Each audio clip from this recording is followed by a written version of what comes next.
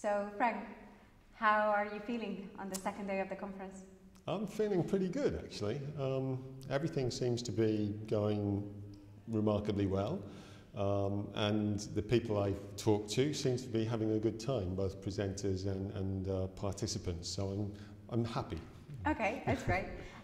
Can you tell us what it's like to be organizing a conference? Because we all know what it's like to be a participant, but not all of us know what it's like to organize. Yeah, so this is my third year on the committee, and I'm in charge of corresponding with the speakers and taking care of that side of things. So a lot of the work that I do is before the conference starts. Okay. But I think I'm finding it's a bit like this, you know, everybody's talking about Csikszentmihalyi.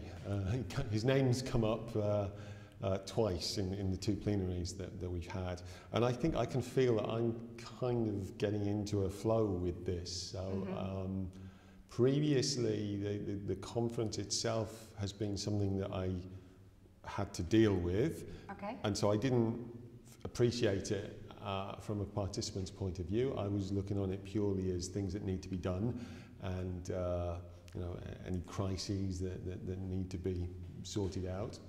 And this year I don't feel like that.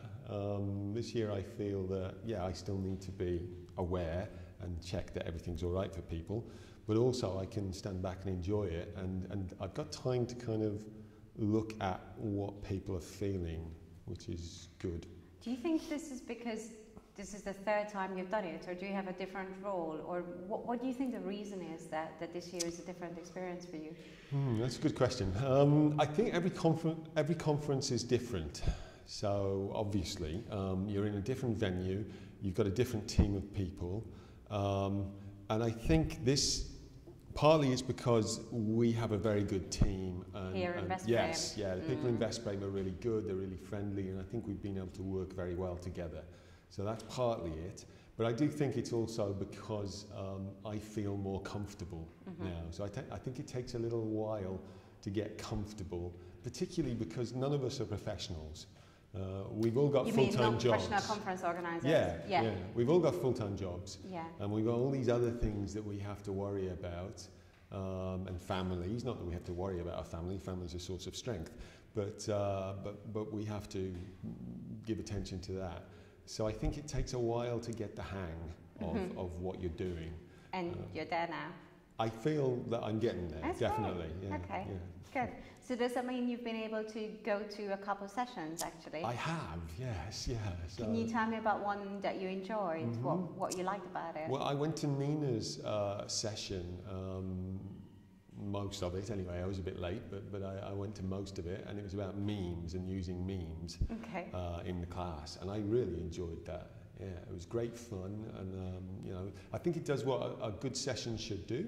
It gives you some ideas to take away. So, have you used memes in the classroom yet? Only to look at, not to. And I've used it informally sometimes in communication with my classes, because I always have virtual classrooms as well as the real thing to communicate in between meetings. But I haven't actually done actively anything around memes, and I think I will with my first years. I think I'll. Because Nina's given you some ideas for that. Yeah. Oh, cool, great, okay.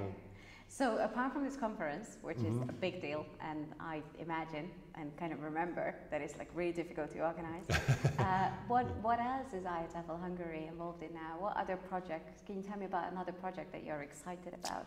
Well, there's one coming up which is very exciting, and this is the one in association with Teacher Association in the Balearics, and also a Latvian Teacher Association. So there's three of us coming together, and we are going to, at least I understand that what we're going to be doing is working together on writing about running a teaching association.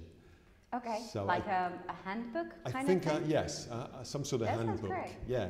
And so it'll be very exciting to speak to other teacher associations about this, to share our knowledge and to learn from each other. And also, hopefully, we've got a big budget, so there's quite a lot of euros for this, and we're going to have the first meeting at Palmas, which I think is in the Canary Islands. That sounds all right. Yeah. And hopefully we'll be able to produce something that's really valuable for everybody who's doing this, because there are so many associations now all over Europe, but particularly in our part of Europe.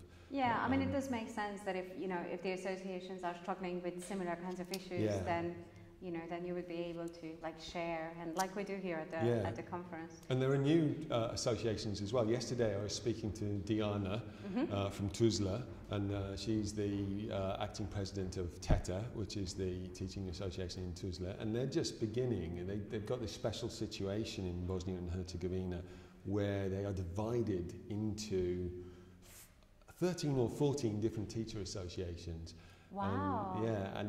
So she's building something. They're building their own conference, and it'll be the 3rd year in June that they've done it. And so is her association one of the 13, or is she trying to bring these together? Hers is the only one that does a conference. So none of the others do a conference. So this year in June will be their 3rd international conference. Oh, great. And I think for groups like that and younger teaching associations, it could be very interesting and useful to read about what more established teaching associations do. And for people watching this video who are not yet members of IATEFL-Hungary, this is the time to become a member. Because you're a very good association now, but very soon you'll turn into an even better association. Is that right? Definitely. And we are always looking for people who want to develop themselves. And I think being in an association, getting involved in conference preparation, talking to other associations, this is a great way to develop yourself. Now, this is what we heard about last night in emotional intelligence. This kind of challenge and effort pays off, definitely. It adds years to your life.